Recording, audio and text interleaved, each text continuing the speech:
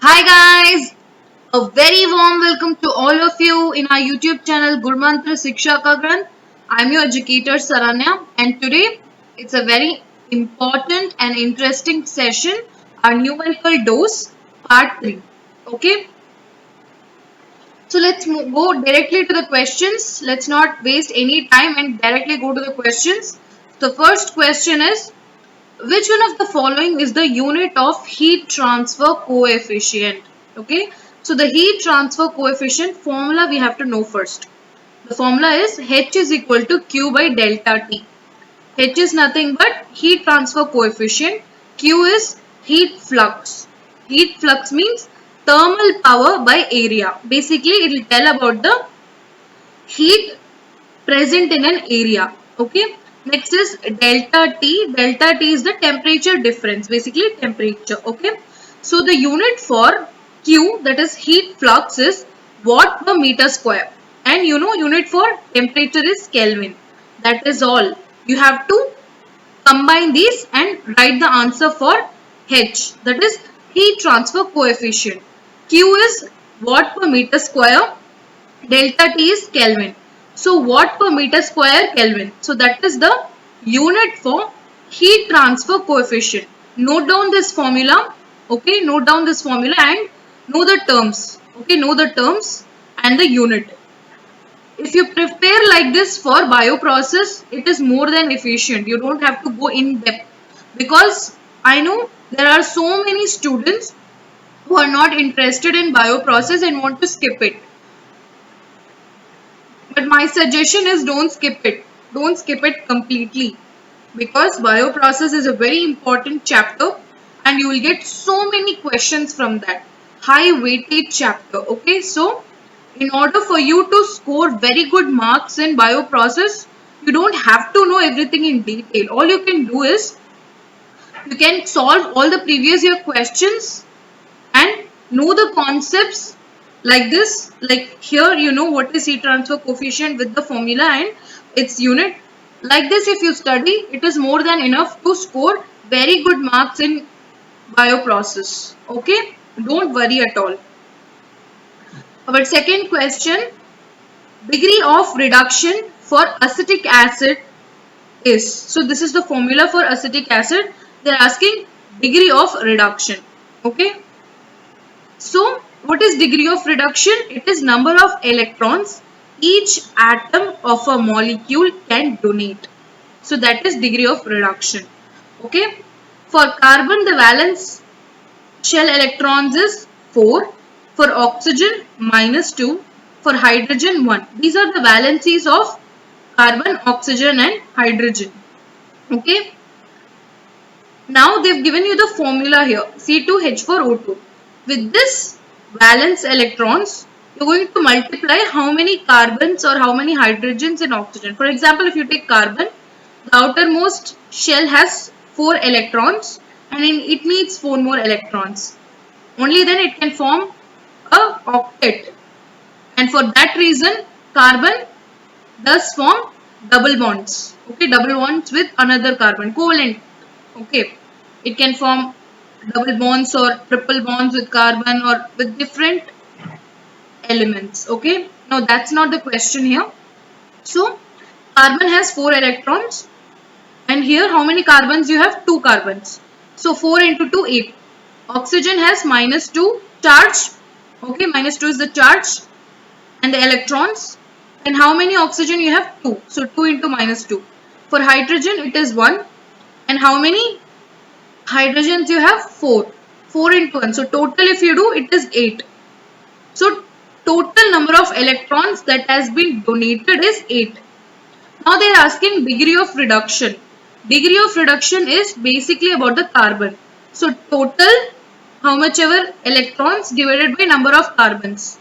Okay, so 8 divided by number of carbons is 2, that is 4. Okay. Next question.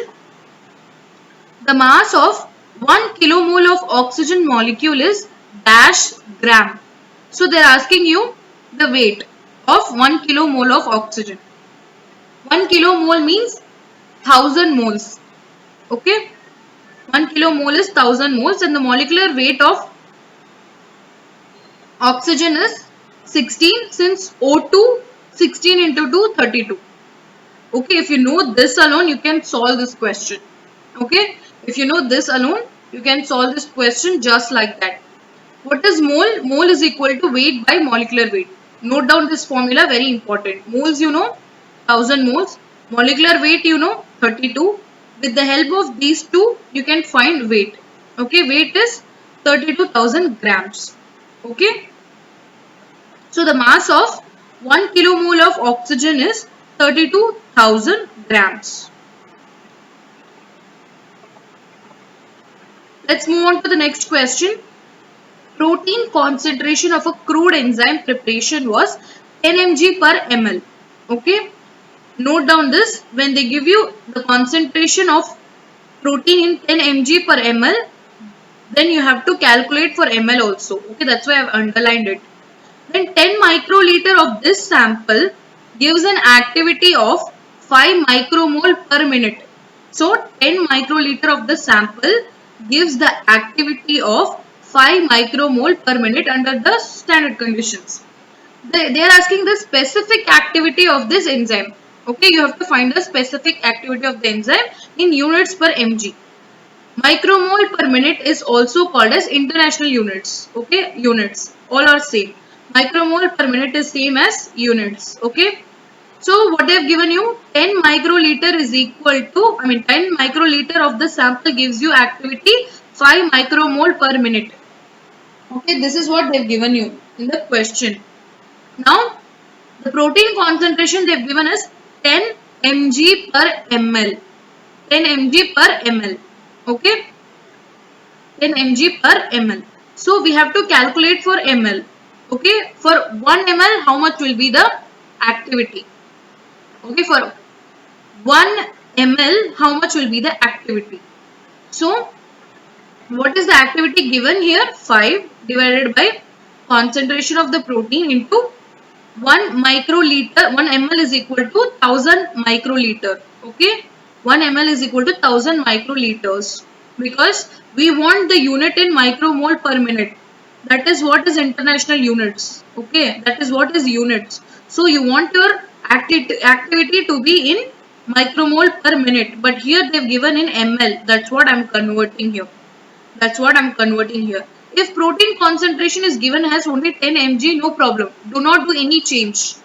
It is same. But they've given the concentration of protein 10 mg per ml, which means you have to solve that part also. For that, what you should do is, whatever activity they have given, write it. Then the concentration of the protein into, you have to convert this ml into microliter. Okay, so 1000. You will get 500 micromole per minute, which is the enzyme activity. Now, specific activity. Note this down. Okay, this formula is very important. Note this down. Specific activity is equal to activity of the enzyme divided by mg of protein. Okay, activity of enzyme divided by mg of protein is your specific activity. Okay, so activity of enzyme we have already calculated here, 500 micromole per minute divided by mg of protein is 10 mg. Now we will not write ml. Okay, now we will not write ml because we have calculated for the ml here. Okay, so now we will not write it. Now only 10 mg. If you solve this, you will get 50 micromole per minute per mg. I have already told you micromole per minute is the international units or simply units. So this can also be written as 50 units per mg. So the answer is 50. Okay. Next question. The molecular mass of a protein is 22 kilodalton. Okay. The molecular mass of a protein is 22 kilodalton. The size of the cDNA that code for this protein is how many kilobases? They are asking how many kilobases of cDNA will be coding for this particular protein. So first we know the mass of the protein, but we do not know how many amino acids are there. We just know the mass. With the mass we cannot do anything. So first we have to calculate how many amino acids are present in 22 kilodaltons of protein. Okay. So the average mass of the amino acid is 110 dalton. So if we are going to find the Number of amino acids in 22 kilodalton protein, you have to do 22,000 divided by 110. Okay, you cancel it, you will get 200. That is the amount of amino acid, that is the number of amino acids present in 22 kilodalton of protein. So 200 residues. Okay, we know the general concept that for coding one amino acid, for transcription of one amino acid, 3 codons are used. Okay, 3 base pairs. Okay, 3 bases will be there. Okay, 3 bases. For example, for methionine, AUG. So for one amino acid, 3 bases are used. That is what you are going to do here. For one amino acid, 3 bases will be there. But for 200 amino acids, 200 into 3, so 600 base pairs. Very simple math. Okay, 600 base pairs if we want to write in kilo bases, because in the question they asked in kilo base. So you will have to give it in kilo bases only. So 600 base pairs, if you are going to convert it into kilo, 10 power minus 3, which means 0.6 kilo bases. Okay. If the chemical composition of proteins in an organism is carbon 1, hydrogen 1.5, oxygen 0.3, nitrogen 0.3, sulfur 0.004. Okay, the mass percentage of carbon in the protein is, okay, they're asking the mass percentage of carbon. Very simple, know the formula. If you want to find the percentage of one particular element from a whole lot of a composition, what you have to do? Mass of carbon divided by total mass of the protein. Okay. First you have to know the mass of the carbon, because they are asking percentage, mass percentage. Okay. Mass of carbon by total protein. Okay. So mass of carbon is 12 into 1. So this is atomic mass. Atomic mass 12 into 1, because C is 1 here. Okay. Divided by total. Now how do we do the total? We will do according to the formula here. So we know for carbon it is 12 into 1, for hydrogen it is 1 into the given is 1.5, oxygen it is 16 into 0.3, for nitrogen the atomic mass is 14 into 0.3, for sulfur it is 32 into 0.004. The atomic weight will be already given in the question to you, so you do not have to worry.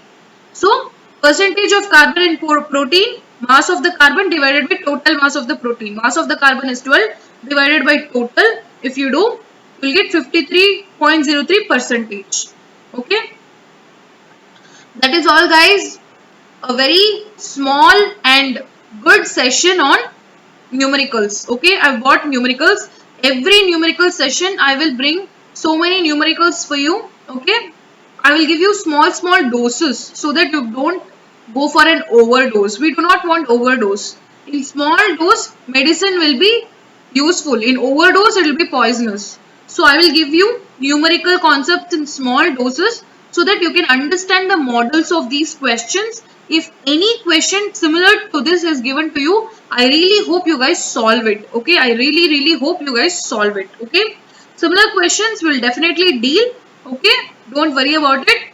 What you can do for solving similar questions is go through the PYQs, previous year question paper, take it and start solving the numericals. Okay, whatever numericals we have seen so far, you can start solving. Okay, that is the only way you can practice it.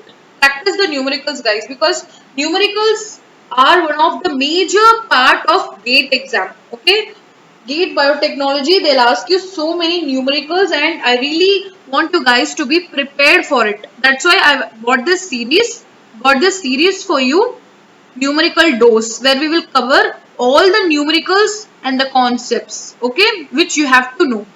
Okay, we will cover the bioprocess problems, we will cover the mass transfer, heat transfer, and chemical engineering. Every concepts related to the numerical, we will deal in this. Okay. So if you are a CSIR NET aspirant and are interested in taking Unacademy subscription for CSIR UGC NET, you can do that and follow Neha Tanija ma'am. Okay, this is the fee structure here. For availing 10% off, you have to use a referral code NEHA. Okay. So like, share and subscribe to our YouTube channel Gurmantra. In the comment section, please let me know about the numerical dose series. If you like this or if you want more of it, whatever it is, let me know, so that if you guys are interested, I will bring more series like this. Okay. Thank you so much guys, and have a nice day.